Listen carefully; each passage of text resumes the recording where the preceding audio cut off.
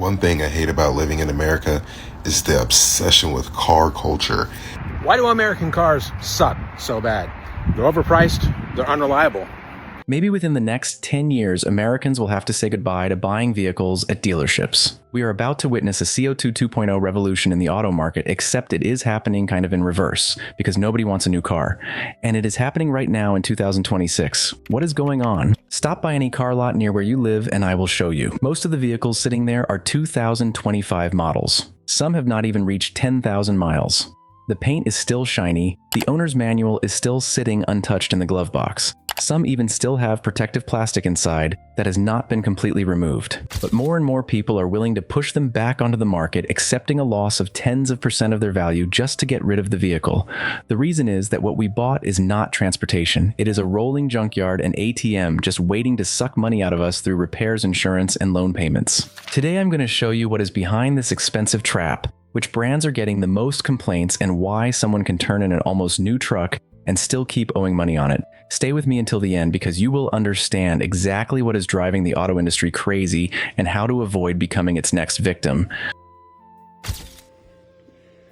There is a car epidemic going on right now. What I'm about to tell you is actually worse and stranger than what the headlines out there are describing. It exposes a truth about how trucks are sold in this country, a truth that very few people in the showroom want to say out loud. A truck is not like a regular car. A car mainly gets you to work to the grocery store or to pick up your kids. But for a lot of Americans, a truck is how they make a living. It carries tools, pulls trailers, hauls materials, and keeps a small business running. So when a car is in the shop, it is an inconvenience. But when a truck is in the shop, the owner can lose their income. The ironic part is that today's trucks still have to do the hardest work, but inside, they are becoming more and more like luxury vehicles powered by software. Sensors, cameras, electronic control modules, and towing assistance systems make the truck more comfortable, but they also make repairs much more complicated. A small problem is no longer always just a matter of replacing one part. The mechanic may have to diagnose it with specialized equipment, reprogram a module, or calibrate a sensor before the truck will work normally again. And on a truck, almost everything costs more. The engine is bigger, the transmission handles heavier loads, the brakes, axles, cooling system, and drivetrain all cost more than they do on a passenger car. But the repair bill is only part of it. The owner still has to make loan payments, pay for insurance, rent a replacement vehicle, and sometimes turn down work because they no longer have a vehicle to do the job. So what happens when a vehicle breaks down before the buyer finishes paying it off? That is where the real trap begins. The owner may not have enough money to repair it, but they cannot sell it because they still owe too much. And even while the vehicle is sitting still in the shop, the monthly payments keep coming. So how did we end up in this situation? It is a chain of events. And every link in that chain was created by a small decision that sounded completely reasonable at the time it was made. Let's go through each link together. I ain't gonna accept this shit. I'll save up and get an engine. I ain't have no problem riding the bus, take a barter, Uber, Lyft, nothing. Because I'd be damned if I pay $800-900 a month for a fucking car. First, I want to show you a very simple comparison between a 2026 GMC Sierra and a 2023 Sierra. Put the two trucks next to each other and you would not look at the 2023 model and think it was an old truck. Both can come with a 6.2-liter V8 engine producing 420 horsepower paired with a 10-speed automatic transmission. In other words, a 3-year difference does not separate a modern pickup from a truck from the previous generation. They are still very close in terms of platform and technology, and that is why this case is so hard to accept. According to a consumer complaint cited in a consolidated class action lawsuit filed in 2026, a 2023 GMC Sierra 1500 with only about 23,000 miles suffered a seized engine while pulling a horse trailer in Arkansas. The owner had to pull over and said the failure nearly caused an accident. The dealership later replaced the engine under warranty. 23,000 miles. For a truck, that mileage should have been just the beginning. People buy a Sierra to tow, to haul, and to work. But this truck did not go into the shop because of worn tires or a minor sensor. It needed the entire heart of the vehicle replaced. And this is not just one isolated story. GM recalled about 597,630 vehicles from model years 2021 through 2024 that use the L87 engine. NHTSA records say some crankshafts and connecting rods may have manufacturing problems that can lead to bearing damage, loss of propulsion, or engine failure. GM estimates that about 3% of the recalled vehicles actually have the defects, so this needs to be clear. Not all of these engines are guaranteed to fail, but for an owner, having their own vehicle fall into that 3% is enough. The cost is not small either. In the same lawsuit, one plaintiff said they paid about $17,000 $1,000 after the warranty expired. Another case said the dealership billed about $20,000 while one vehicle had to sit at the dealership for more than 5 months before the engine was replaced. These are allegations made by the plaintiffs, not a final ruling from the court. And honestly, even when you have the money, almost nobody wants to spend tens of thousands of dollars replacing the engine in a vehicle that is still new. Avoiding that situation is the whole reason you buy a new vehicle. From a technical standpoint, an engine that is replaced correctly can still run well, but in the owner's mind, the vehicle is no longer original like it was when it left the factory. It is no longer factory original. The engine replacement will always be part of its history, and trust is not as easy to reinstall as a mechanical part. A new engine may get the vehicle running again, but it does not shorten the loan, give back the time the vehicle spent in the shop, or make the owner forget that the first engine died far too soon. But that is not the only problem you will have to deal with. Things get even worse than the Conjuring horror movie series. Just when you think one thing has been taken care of, another problem shows up.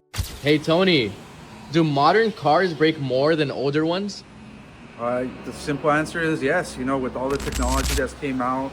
Honestly, even I sometimes think this whole thing is pretty ridiculous. I look at the process of repairing a new truck and wonder how much money the automakers had to spend designing this huge pile of systems. It is the same part doing the same job trucks have been doing for decades. But now, just to reach it, the mechanic may have to remove a whole list of parts that have nothing to do with the part that actually failed. I'm not saying all new technology is bad or that every new part is more likely to fail. Vehicles today are more powerful, safer, and more fuel efficient. But it is very hard to deny that when something goes wrong, the owner usually has to spend more time, more money, and depend more heavily on the manufacturer than before. In the past, when one part failed, it usually affected only one function. The mechanic inspected it, found the problem, replaced the part, and took the vehicle for a test drive. Today, a warning on the dashboard could be connected to a sensor wiring a control module or software from a completely different system. The fault code that appears may not even point to the part that actually failed, and sometimes the hardest part is not replacing the component. The hardest part is reaching it. Some procedures on modern trucks require the mechanic to separate the entire cab from the frame just to reach an area buried deep underneath. The part that needs to be repaired may not be large, but the things blocking access to it are. A vehicle may be designed to go together very quickly on the assembly line, but that does not mean it was designed to come apart easily after a few years of use. And there is more. Installing the new part in the correct position is sometimes still not considered a completed repair. A new module may have to be programmed to the VIN, the keys may have to be synchronized again, the software has to be updated, the cameras and sensors have to be calibrated. If the voltage is interrupted during programming, the new module may even stop working. To put it simply, the mechanic may have tightened every single bolt, but the vehicle still refuses to work because the software has not recognized that it was just repaired. That is why independent repair shops are having a harder and harder time. It is not because they lack experience. Many of them understand the mechanical side extremely well.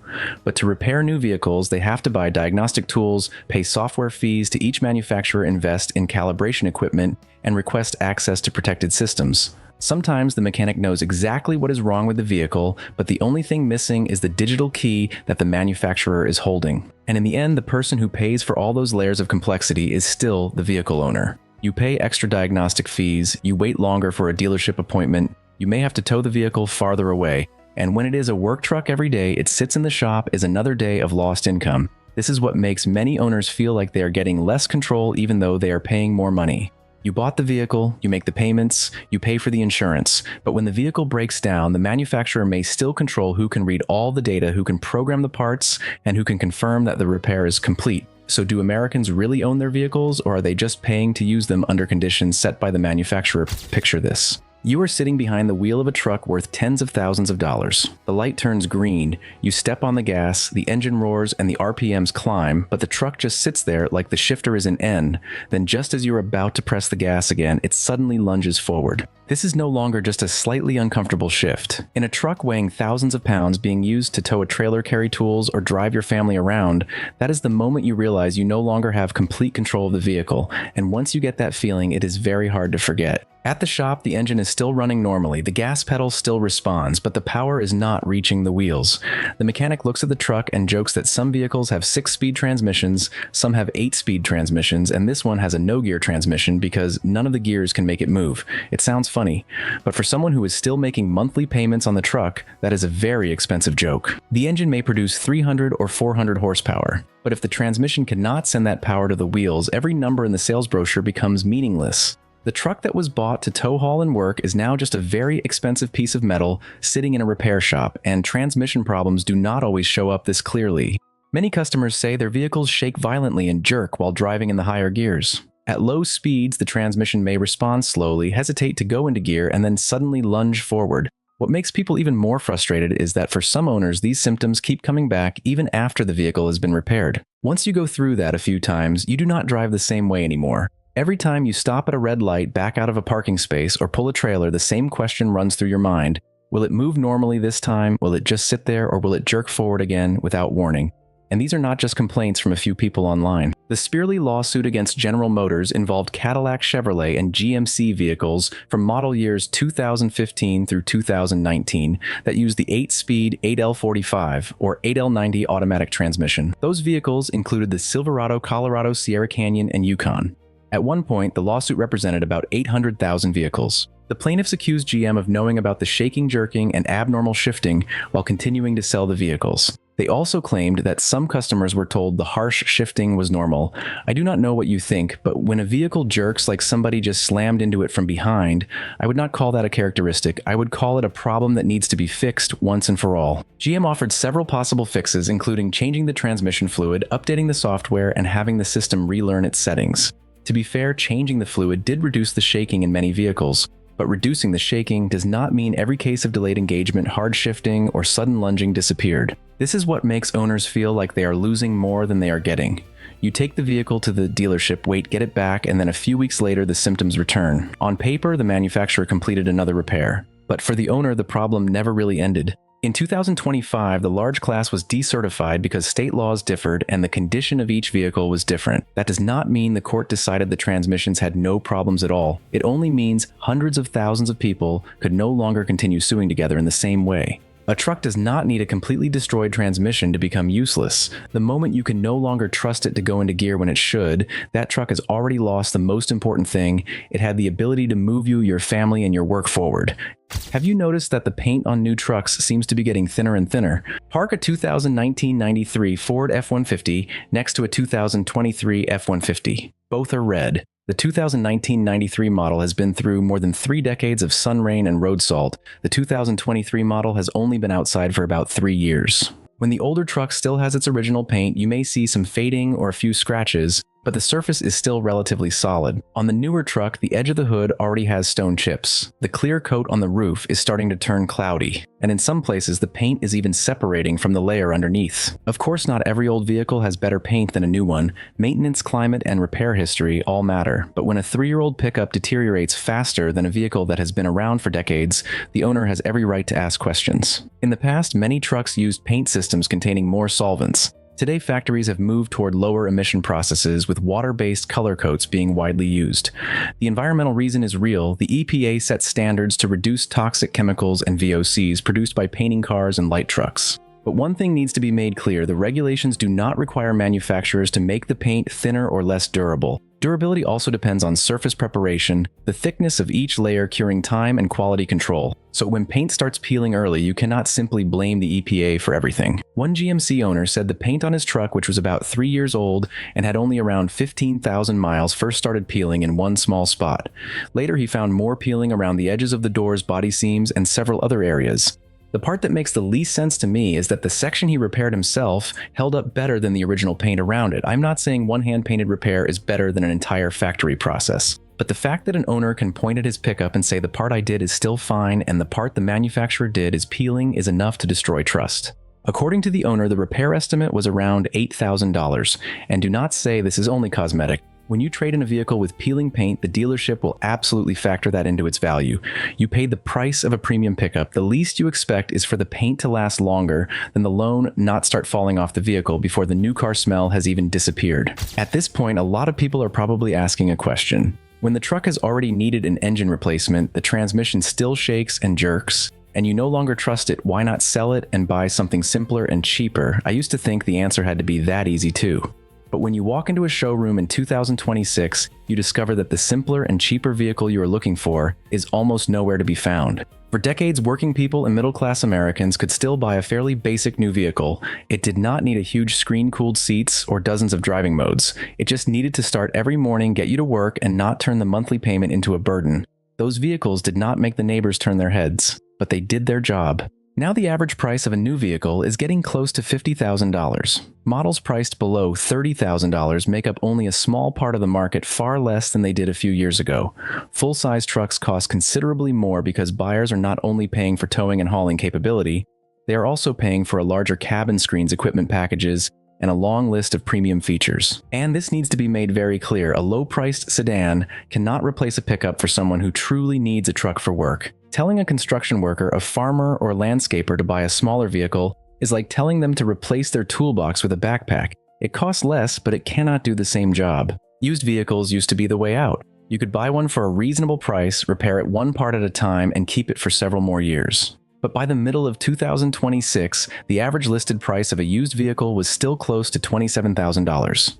Cheaper options usually meant an older vehicle, more miles, and less warranty coverage. That leaves buyers stuck between two unpleasant choices: a new vehicle that is too expensive to buy, or a used vehicle that costs less, but may take them right back to where this story began, the repair shop. Why is this happening? One very simple reason is that manufacturers make more money from large trucks, SUVs, and premium trim levels. I do not think there is a secret room where every automaker sits down together and agrees to eliminate affordable vehicles. They are simply doing what businesses usually do, prioritizing the products that bring in higher profits. But when every company makes the choice that makes sense for itself, the overall result is terrible for the average buyer. And for years, there were still enough high-income customers willing to buy vehicles costing $60,000, $70,000, or $80,000. Because of that, manufacturers were not forced to serve people who only needed a simple vehicle to get to work. Affordable vehicles did not disappear because Americans stopped needing them. They disappeared because the market discovered it could still make a lot of money without serving the people who needed them most. The consequences are bigger than a high monthly payment. In many parts of America, losing your vehicle does not mean taking the bus for a few weeks. It can mean you cannot get to work, you miss a doctor's appointment, you cannot take your kids to school, and you have to depend on other people for every trip. A major repair bill used to make people think about buying another vehicle. But today, that other vehicle may cost even more than the repair bill. And when the owner still owes more than the broken vehicle is worth, the problem is no longer just whether to repair it or replace it. They may want to walk away from the vehicle, but the loan will not let them go anywhere. For many owners, the most frustrating part is not simply that one component failed. What makes them lose trust is that the vehicle keeps going back to the shop while the monthly loan payment still arrives right on time.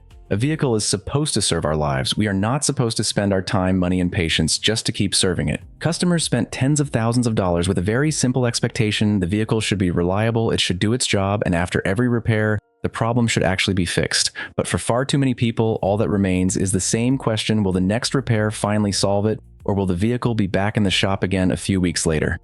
And that makes us ask ourselves, are modern trucks still being built to last for the long haul? Maybe that is why so many people still miss older trucks. They were simpler, easier to repair, and easier to trust. Leave a comment about the condition of your vehicle, subscribe to the channel, and I will see you in the next video.